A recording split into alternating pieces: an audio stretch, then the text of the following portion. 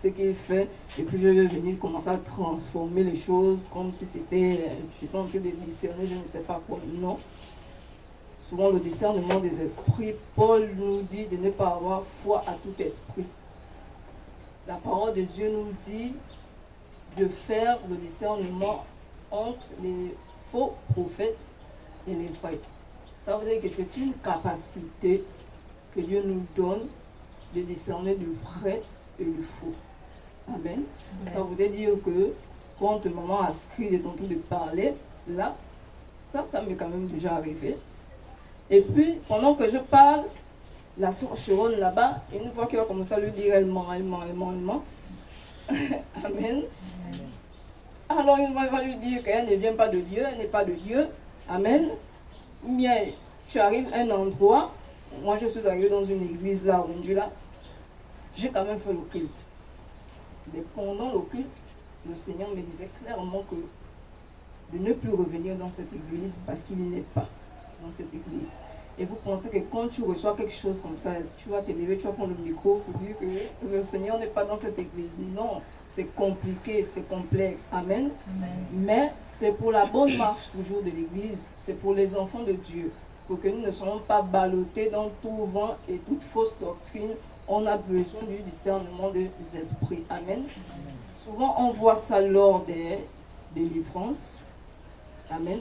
Il y a des délivrances où vous allez baver.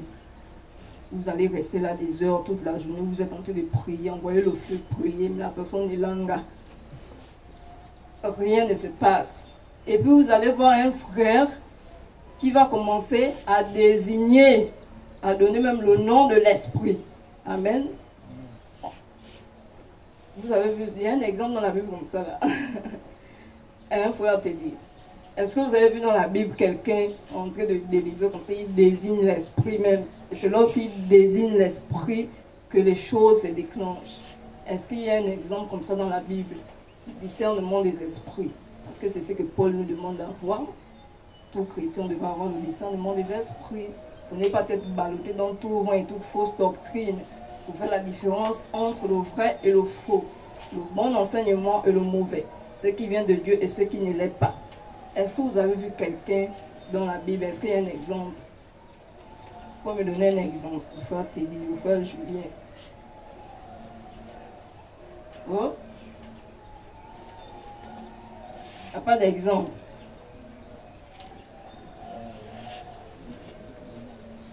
Oui? Exemple.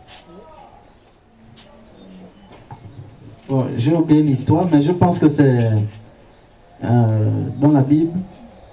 Je ne sais pas si c'était le frère Silas qui utilisait, en fait, qui voulait faire comme Paul, comme Pierre, en utilisant le nom de Jésus. Voilà. Et malheureusement, voilà les enfants de Silas. Voilà les fils de Silas. Fils de Silas. C'est face, hein. Voilà les enfants de Céphas qui voulaient utiliser la parole de Dieu pour chasser les démons, les esprits qui étaient en fait sur une personne. Mais malheureusement, les esprits, en fait, ils ont été humiliés parce qu'ils ne connaissaient pas en fait l'esprit qu'ils étaient en train d'évoquer, le Saint-Esprit. Voilà, ils ont été humiliés sur place. Voilà. Donc c'est un peu l'exemple que je peux citer dans la Bible. Ok, alors qu'est-ce qui s'est passé? Donc ils sont allés, ils ont voulu faire la délivrance, voilà. Et ils ont été bastonnés. Est-ce qu'on va dire, ils ont utilisé le nom de Paul? Non, de Jésus. Ah, le nom de Jésus que Paul utilise. Voilà. Et ils ont été bastonnés par les esprits. Pourquoi? Parce que l'esprit a dit non, vous, on ne vous connaît pas. Donc ça veut dire que les esprits ont maintenant exercé le don de discernement sur les enfants de... Je n'ai pas dit que ce sont les... Je n'ai pas dit que le don de discernement ici là vient des démons. Que les démons vont exercer le discernement sur nous. Je suis en train de demander un exemple de quelqu'un qui fait une délivrance ou bien une guérison, mais on a le maître Yeshua. On a le maître Yeshua, on a les apôtres, non?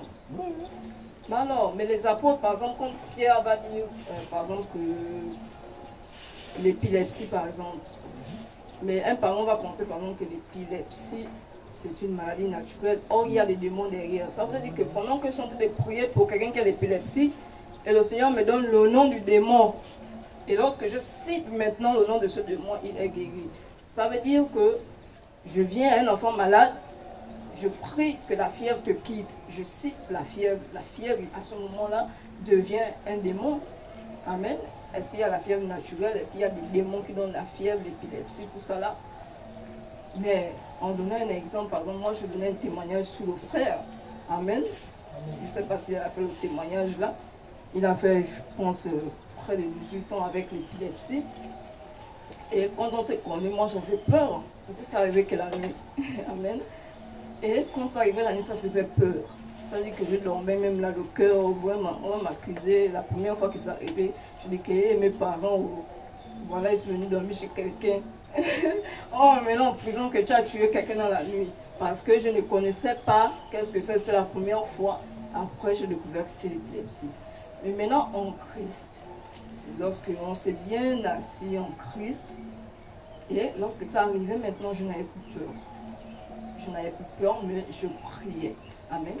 Et lorsque je priais, on était chez les catholiques, c'était toujours je vous salue Marie.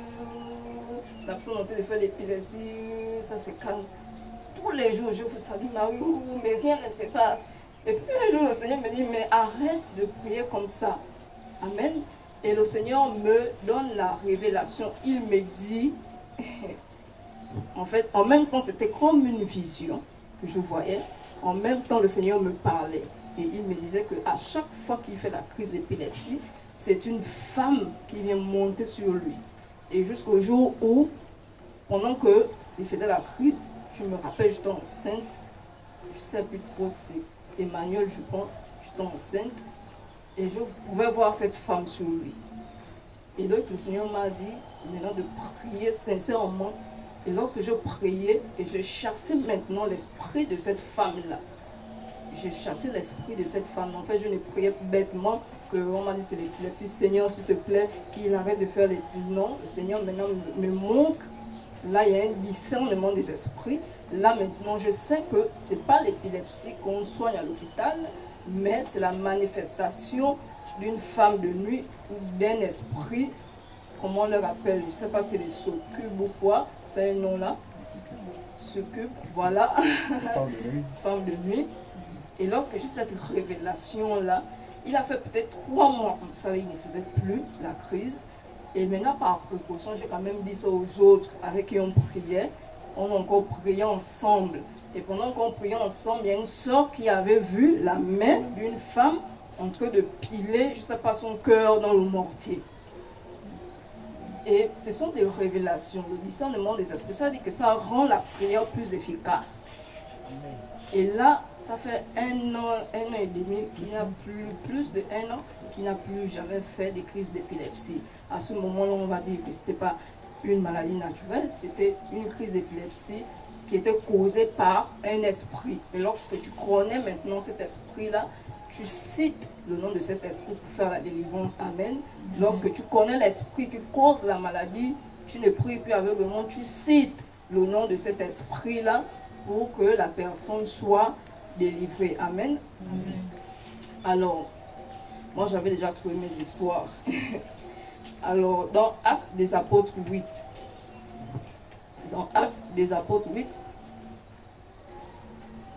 on va lire, voilà, ce sont les apôtres toujours, hein, les histoires des apôtres.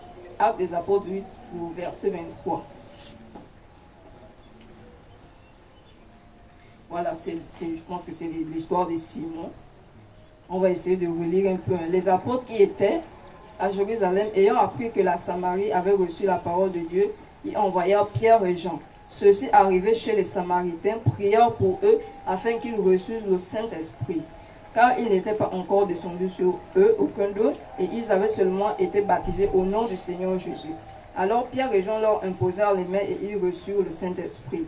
Alors Simon vit que le Saint-Esprit était donné par l'imposition des mains des apôtres, il leur offrit de l'argent, en disant « Accorde-moi aussi ce pouvoir afin que celui à qui j'imposerai les mains reçoive le Saint-Esprit. Mais Pierre lui dit, que ton argent périsse avec toi, puisque tu as cru que le don de Dieu sacrerait à prix d'argent. Il n'y a pour toi ni part ni lot dans cette affaire, car ton cœur n'est pas droit devant Dieu. Amen. Amen. Réponds-toi donc de ta méchanceté et prie le Seigneur pour que la pensée de ton cœur te soit pardonnée s'il est possible. Car je vois que tu es dans un fiel amer et dans les liens de l'iniquité. Simon répondit, priez vous-même le Seigneur pour moi, afin qu'il ne m'arrive rien de ce que vous avez dit. Après avoir rendu témoignage à la parole du Seigneur et après l'avoir prêché, Pierre et Jean retournèrent à Jérusalem, annonçant la bonne nouvelle dans plusieurs villages et plusieurs villages des Samaritains. Amen. Alors on voit ici Pierre qui exerce le discernement des esprits.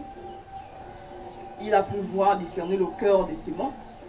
Il a pu voir ses intentions derrière le fait de suivre les apôtres pour dire que je veux maintenant le don de ceci ou de cela. Pierre a pu discerner en fait le fond de sa réelle motivation. Amen. Amen. On reste dans les actes des apôtres.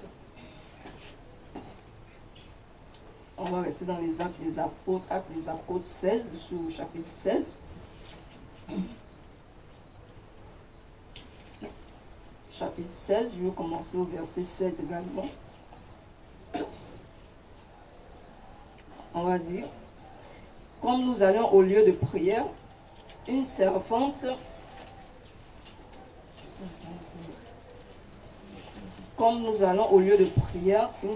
qui avait un esprit de python et qui, en devinant procurer un grand profit à ses maîtres, vint au devant de nous et se mit à nous suivre, Paul et nous. Elle cria, ces hommes sont les serviteurs du Dieu très haut et ils vous annoncent la voie du salut. Amen. Elle fit cela pendant plusieurs jours. Paul, fatigué, se retourna et dit à l'esprit. Il n'a pas dit à cette femme, il dit à l'esprit. Amen. Amen. Paul, fatigué, se retourna et dit à l'esprit qui était dans cette femme, je t'ordonne au nom de Jésus-Christ de sortir d'elle. Et il sortit à l'heure même. Amen. Alors, est-ce que Paul a dit ici que femme, je suis sûr que ce que toi tu dis là vient de Dieu? Non. Il a discerné plusieurs jours. Hein. Elle a marché plusieurs jours derrière Paul et les autres. Mais ce qu'elle disait, c'était vrai. Elle disait des choses vraies. Non. Est-ce que c'était le mensonge? Elle disait des choses vraies. Ça veut dire qu'elle avait des révélations qu'elle donnait. Mais ces révélations-là venaient d'où? La parole de Dieu nous dit qu'elle avait l'esprit de Python. Et Paul a eu le discernement des esprits. Il savait que cette femme qui marchait avec lui n'était pas de Dieu. Amen. Et je vous disais que le discernement des esprits, vraiment, est important pour nous tous, pour l'Église. Amen. Pourquoi on ne se retrouve pas dans des faux enseignements? Pourquoi on ne se retrouve pas dans des fausses doctrines, dans des fausses églises, des églises qui ne sont pas de Dieu? On a besoin de ce discernement-là. Amen. Amen. En plus, Paul, je disais tout à l'heure que Paul nous dit, ne mettez pas foi à tout esprit. Amen. Ne mettez pas foi à tout esprit. Et on a le droit, ou le devoir même, de nous rassurer que nous sommes dans le vrai temple de Dieu, de nous rassurer que les enseignements que nous recevons viennent de Dieu. On a ce droit et on a ce devoir-là. C'est quelque chose que le Seigneur nous a donné à nous les chrétiens de discerner. C'est vrai que Dieu donne à qui il veut, mais en réalité, nous manifestons ce don-là, plus ou moins pour certains, peut-être tout le temps pour d'autres, ça peut être une fois, selon le besoin, discerner ce qui est de Dieu et ce qui ne l'est pas. Amen. Amen. Alors, le discernement des esprits ici, on n'a pas dit ici que je m'avais dans ma famille, je regarde ma grand-mère et puis je vais commencer à discerner les esprits qui animent ma grand-mère. Non, je parle ici des dons spirituels pour la bonne marche de l'Église. Amen. Amen. Alors, le discernement des esprits, c'est très important. On a des délivrances qui se font. On a des guérisons, il y a des gens qui prient pour les malades, on a des guérisons, on a besoin de discerner. Amen. Amen. Comme on dit qu'on n'impose pas les mains aussi n'importe comment aux gens. Tu dois exercer le discernement des esprits. Tu vas voir quelqu'un tomber, tu vas venir te précipiter parce que le goût de venir imposer les mains. Or, en temps normal, un enfant de Dieu discerne. Et je pense que les apôtres faisaient cela. C'est pourquoi les apôtres, lorsqu'ils priaient pour les malades, lorsqu'ils délivraient les gens, ils étaient précis. Ils étaient précis. Si on va bien lire dans les actes des apôtres, que ce soit les boiteux, les aveugles, mais ils avaient cette connaissance-là au moins, savoir de quoi je parle dans la prière. Amen. Amen. Le frère Teddy va venir me dire, mais non, maman, il faut prier pour moi. Comme ça, il faut prier pour moi. Mais il y a des gens qui le font. Oh, la soeur, il faut prier pour moi. D'accord, je vais prier. Tu vas prier sur quoi? Il a quel problème? Amen. Amen. Oh, il faut prier pour moi. Tu as quoi? Oh, je suis souvent des petites fièvres. Mais, ok.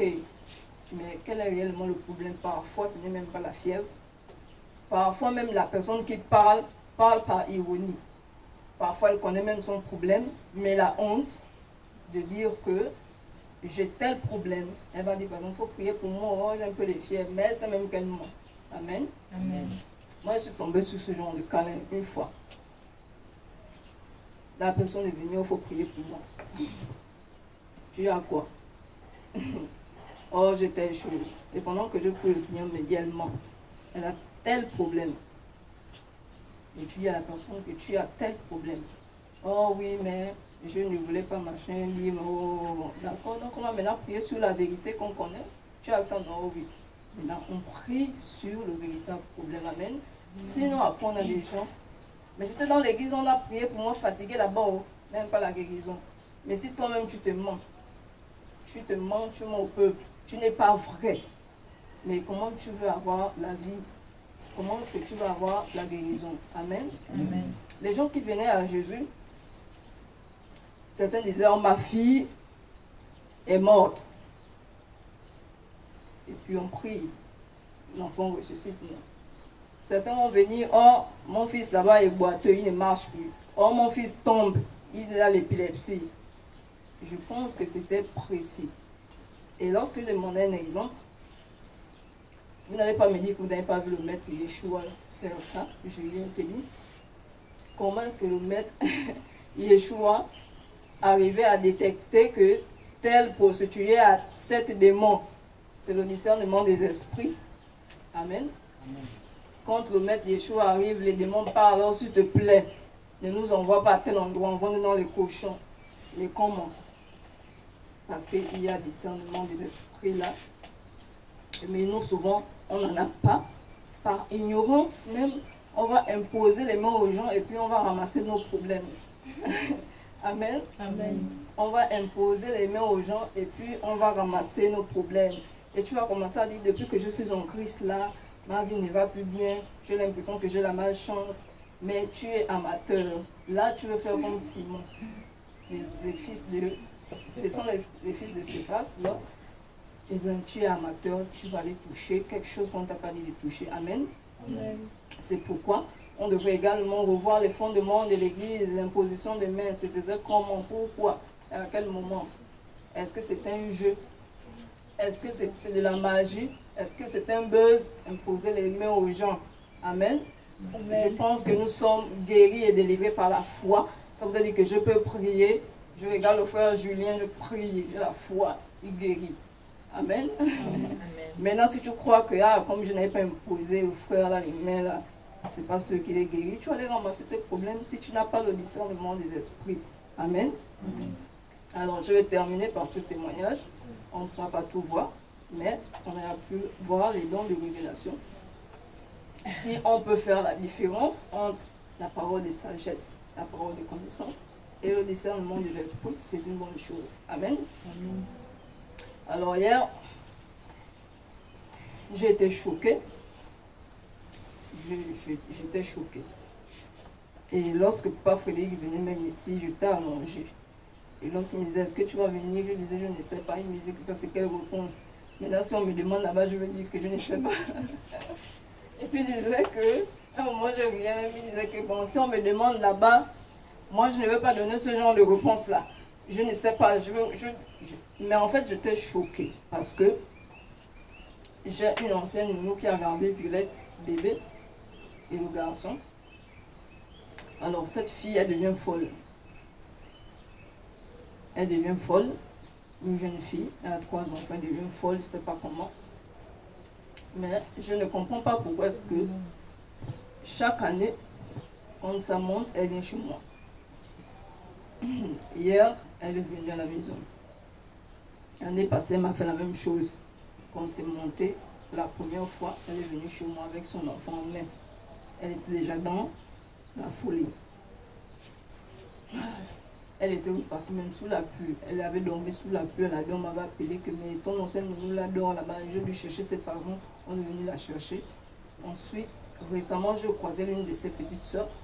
Elle me disait que ça allait déjà. Mais hier, j'ai été choquée de voir. Elle est venue chez moi. J'étais à la terrasse. Elle me dit, oh madame, vous êtes là. Je me dis qu'elle est bien. Mais je remarque que non. Déjà, elle a les cheveux coupés. Le bébé qu'elle avait l'année passée est déjà un peu grande. Mais elle a un nouveau-né de 1 mois en main. Mais elle est dans la folie. J'ai été choquée. Je dis, assieds-toi d'abord là. Elle s'est assise. J'ai dit, tu reviens d'où? Je reviens de la maison. Je dis, tu vas où? Oh, je m'avais chez l'une de mes tantes. Elle reste où? Elle reste devant là-bas. Je dis, mais tu ne vois pas le soleil?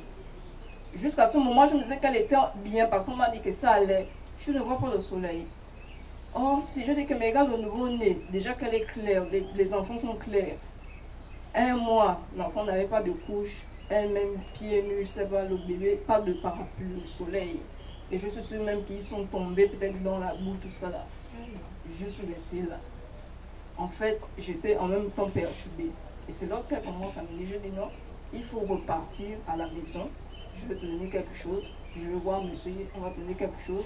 Vous repartez à la maison. Ce n'est pas bien souvent de sortir avec les bébés comme ça là. Et lorsqu'elle me dit non, moi à la maison là-bas, ils n'ont pas encore préparé ma fête. Je commence à tiquer. Quelle fête? Oh non, la semaine qui vient là, ils vont préparer ma fête. Ils n'ont pas encore préparé ma fête, tout ça. Je compris que non, elle n'est pas guérie. Je compris qu'elle n'est pas guérie. Je dis quelle fête? Non, ils n'ont pas encore préparé ma fête. Et lorsque monsieur lui demande que mais tu ne veux pas aller chez toi, pourquoi? Oh non, parce qu'ils ne veulent pas la rose. C'est on a compris qu'elle est toujours devant Dieu. Je suis allée dans la chambre. Je suis allée m'allonger. Je dis pardon, essaie d'aller parler avec elle. Essaie de leur... Comme tu aimes parler, comme ils aiment parler, essaie de parler avec elle.